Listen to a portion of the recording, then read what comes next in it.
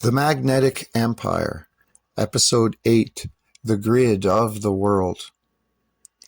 If the system operates as a distributed interaction between environment, structure, and material, then its presence should become clearer at scale. Not in isolated sites, but in the way regions, landscapes, and built environments repeat the same underlying logic. Across continents, the pattern holds. In North America, stepped earthworks, mounds, and carved symbols appear alongside complex water management systems and directional alignments. In South America, terraced landscapes, canal networks, and elevated ceremonial platforms integrate altitude, pressure, and flow. In Africa, large-scale stone architecture and subterranean passages align with temples, water systems, and repeated symbolic carvings.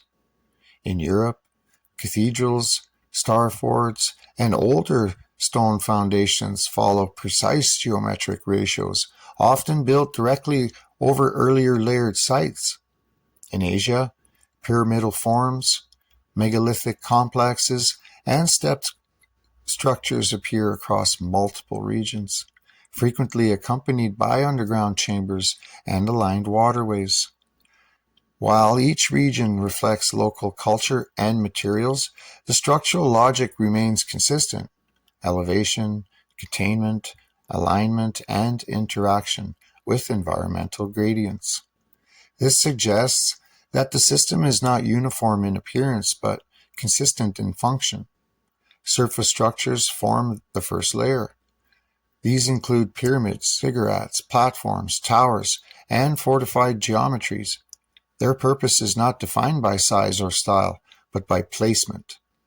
They often occupy points of elevation, geological transitions, or intersecting environmental boundaries. These locations naturally concentrate electrical, thermal, and hydraulic variation. Beneath them, a second layer emerges. Subsurface chambers, tunnels, voids, and carved passages extend into regions where pressure and temperature are more stable. These spaces appear to regulate flow of air, water, and possibly conductive materials within the ground itself. In combination with mineral-rich geology, they create conditions where resonance and charge behavior can become structured rather than random. Water systems from the third layer, rivers, canals, reservoirs, aqueducts, and terraces are repeatedly integrated into built environments. In many cases, water is not simply present, it is controlled through elevation changes, flow restriction, and staged release. This introduces hydrostatic gradients into the system, allowing potential energy to accumulate and interact with surrounding structures. Together, these layers form a vertical and horizontal network: surface, subsurface, and environmental flow, interacting as a single system. Within this framework, materials are not passive. Quartz, magnetite, copper, gold, limestone, basalt, and layered composites appear repeatedly in regions of high structural complexity. These materials influence conductivity, vibration, and charge distribution. Their placement suggests selection based on function rather than availability alone. Across all regions, symbolic systems also repeat. Spirals, step sequences, branching forms, radial grids, and geometric progressions appear in carvings, petroglyphs, architectural details, and subterranean markings. These symbols are not confined to one culture or time period. Instead, they reappear across continents as if describing shared operational principles, states of transition, flow sequences, or structural interactions within the system. The arc reappears within this global pattern, depicted as a vessel, container, or transported object across multiple cultures. It consistently appears in contexts involving movement, placement, restriction, and activation.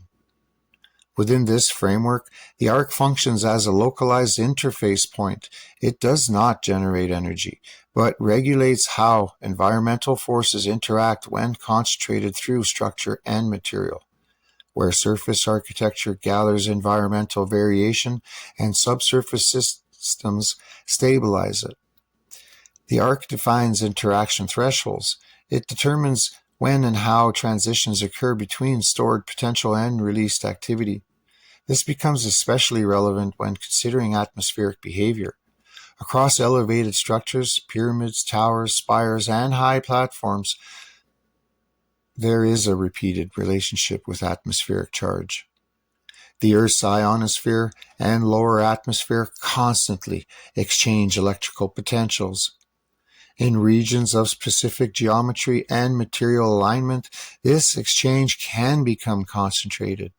Lightning ionization and static discharge are natural expressions of this imbalance. Within the system framework, these events may represent interaction points between atmospheric layers and grounded structures. When combined with conductive pathways in the ground, a vertical circuit emerges, atmosphere above, structured surface in the middle, and subsurface layers below. This creates a continuous gradient through which energy naturally moves, stabilizes, and redistributes. At a global scale, these vertical interactions repeat across regions, forming a lattice-like distribution of nodes, not identical in form, but consistent in behavior. This is what gives rise to the idea of a grid, not as a fixed geometric overlay, but as a dynamic pattern formed by repeated interaction between Earth's natural forces and structured environments. The system does not require uniform construction. It requires alignment with existing environmental gradients. This is why it appears differently in each region, yet behaves consistently when viewed as a whole. What emerges is not a map of isolated ancient civilizations, but a continuous environmental interface. Structures that concentrate, materials that conduct, water systems that regulate, atmosphere that charges, subsurface layers that stabilize, and connecting them, repeating across cultures, the same symbolic and architectural logic. The arc remains central to this interaction, not as a mythic object, but as a regulatory element with a broader system of environmental coupling. If this network was real, then it was never dependent on a single civilization. It would arise wherever conditions allowed the same principles to be expressed through structure, material, and environment, which means the grid of the world is not something imposed on Earth. It is something that emerges from it and continues to exist wherever those conditions still align, even now.